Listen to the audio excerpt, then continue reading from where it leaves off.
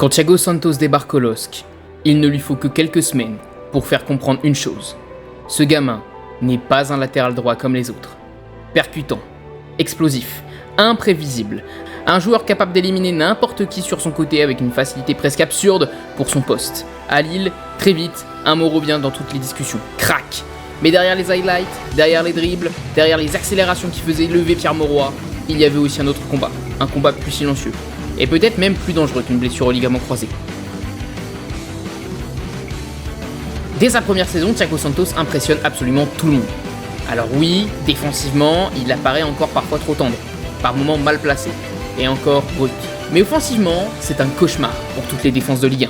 Chaque prise de balle devient une menace, et sa saison 2023-2024 se résume parfaitement en une image. Le 26 novembre 2023, 13e journée de Ligue 1, OL LOSC. Thiago Santos récupère le ballon, avance et déclenche une frappe sensationnelle. Un but qui explose partout sur les réseaux. Mais au-delà de ce moment iconique, c'est toute sa saison qui impressionne. Face aux grosses équipes comme face au club qui joue le maintien, Thiago Santos répond présent. 3 buts, 2 passes décisives. Pour un latéral droit de son âge, c'est énorme. À ce moment-là, au LOSC, beaucoup pensent tenir un futur très grand joueur européen.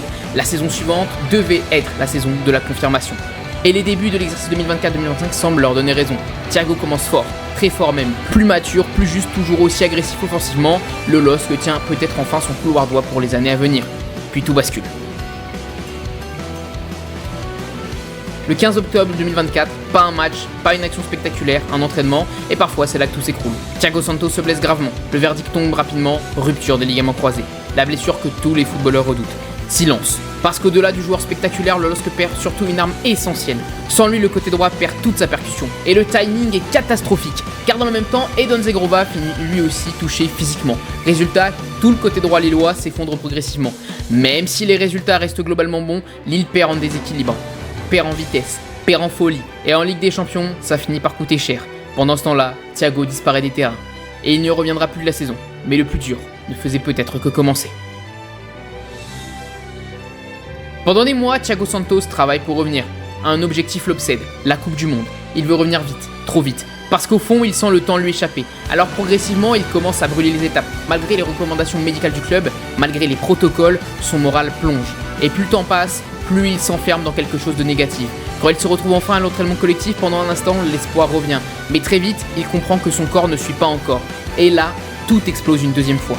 Mentalement. Selon plusieurs informations internes relayées notamment par le Petit Lillois, le staff de Bruno Genesio commence alors à voir un Thiago Santos totalement différent. Retard répété, protocole non respecté, comportement jugé inapproprié. Petit à petit, le LOSC voit son joueur sombrer dans une spirale inquiétante. Et le plus frappant dans cette histoire, c'est que personne ne semble réussir à le ramener. Ni Olivier Litan, ni même ses coéquipiers. Bruno Genesio finira par confirmer publiquement que Thiago Santos a été sanctionné. Une phrase forte, parce qu'à ce moment-là, beaucoup comprennent que le problème dépasse largement le terrain. Puis arrive la dernière semaine de championnat. Le LOSC joue sa qualification en Ligue des Champions. Et là, une décision très forte est prise. D'un commun accord entre le staff et les joueurs, Thiago Santos ne participe plus aux entraînements avant la réception d'Auxerre. Le constat est brutal. Sa présence fait plus de mal que de bien au groupe. Et c'est là qu'on imagine tous une fracture définitive entre le joueur et le club. Une séparation inévitable, un gâchis total. Mais quelques jours plus tard, nouveau retournement. Après la qualification du LOSC pour la Ligue des Champions face à Auxerre, Thiago Santos est là, euphorique, souriant, en train de célébrer avec ses coéquipiers, avec Olivier Létang, comme si de rien ne s'était passé, comme si cette saison cauchemardesque n'avait jamais existé.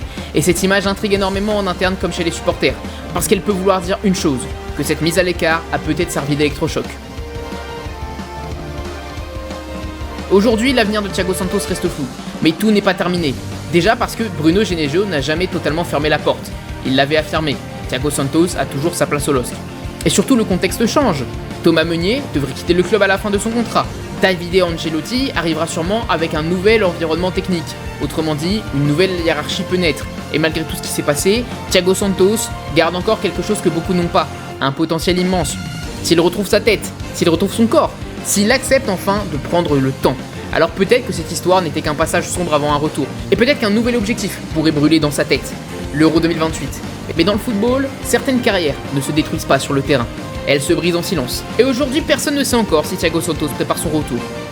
Ou les derniers chapitres de son histoire au LOSC. Merci au Petit Loa pour les nombreuses informations ayant permis de mieux comprendre les coulisses du dossier Thiago Santos. J'ai essayé de regrouper et de retranscrire au mieux tous les éléments connus autour de cette situation particulièrement complexe. Et moi, tout ce que je pourrais encore vous dire, après avoir remercié encore une fois le Petit Loa qui m'ont énormément aidé dans ce dossier, c'est tout simplement, et vous pensez que Thiago Santos peut encore redevenir le joueur qu'il a été avant sa blessure? Répondez-moi en commentaire, n'hésitez pas à liker, commenter, partager et à vous abonner à la chaîne. En se disant à très bientôt les amis, c'était Nats, ciao.